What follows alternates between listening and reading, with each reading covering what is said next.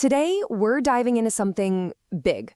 We're looking at a 1,400-year-old perspective on money and happiness.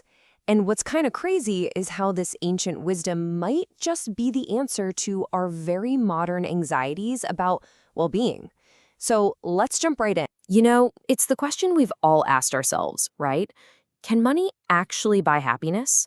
Forever, really. Different philosophies, different cultures, they've all had their own answers. But what if one of the oldest frameworks out there has a take on it that's, surprisingly sophisticated? Okay, so the first big idea here is a total reframing of what money even is. The Islamic perspective says, hold on, it's not the prize, it's not the end goal. Instead, think of it like a powerful tool. And like any powerful tool, it comes with a pretty specific instruction manual. And check out the word used here, adornment. That is such a specific, deliberate choice. This verse isn't saying wealth is bad, not at all. It's framing it as something that makes life more beautiful, like an ornament on a tree. It's nice to have, it's something to appreciate, but it's not the tree itself. It's just part of the scenery, not the actual destination. So, if money's a tool, what's it for? Well, this way of thinking isn't anti-money. In fact, you could say it's relentlessly pro-purpose. The whole point is to use wealth to cover our basic needs, right? Food, shelter, to live a dignified life where you're not dependent on anyone. And here's the kicker, to build a better society for everyone.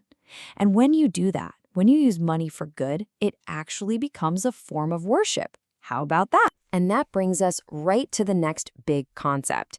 See, if you're holding a powerful tool, you're also holding a massive responsibility. The whole focus just shifts from what you can get with your money to what you're expected to do with it. This whole idea is wrapped up in one really powerful word, istiklaf. It basically means you're not the absolute final owner of your wealth. A better way to think about it is that you're a trustee or a manager. You've been appointed to look after these resources. So yeah, you can use what you have, but you're also totally accountable for how you use it, ethically and for the good of the whole community. So what's the real difference? Well, on one side, you've got this idea of absolute ownership, which is basically, hey, it's my money, I'll do whatever I want with it. But on the other side, you have stewardship, which says this is a trust and I have a responsibility to manage it well. That's a huge mindset shift, right? It goes from being a purely individual right to a shared communal duty. And this whole idea of stewardship, it comes straight from scripture. The original saying is in Arabic, but the core message is pretty clear. The world and everything in it, it's all a trust. And we're put here as stewards to see how we'll act. So suddenly, wealth isn't just a scoreboard for success.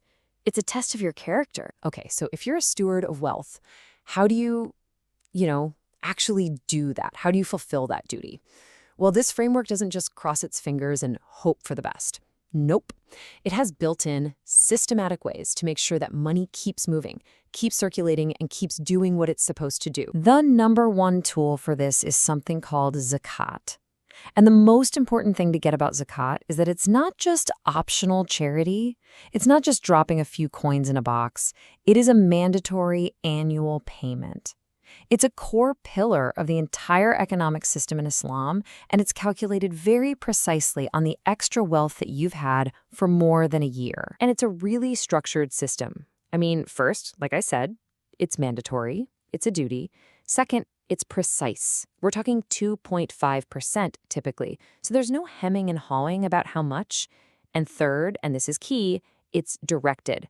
The money is specifically for certain groups of people, the poor, the needy, those in debt, to make absolutely sure it gets to where it's needed most. And this whole system, it's laid out right there in Scripture. The original text actually contains the verses that command the payment of zakat and specify exactly who gets it. So this isn't some later interpretation. It's baked right into the faith's social contract from the very beginning. So what's the flip side of all this giving?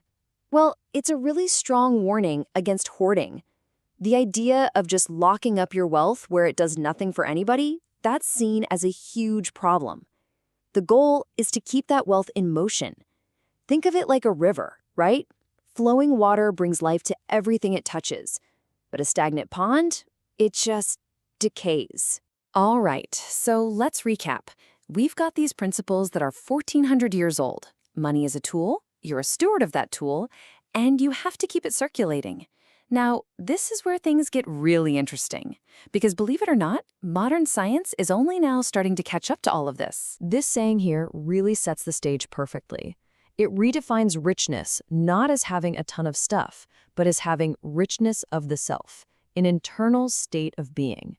And get this, that exact idea, that well-being is about more than just your bank account, is what 21st century happiness researchers are now proving with hard data. I mean, just look at this. The parallels are staggering.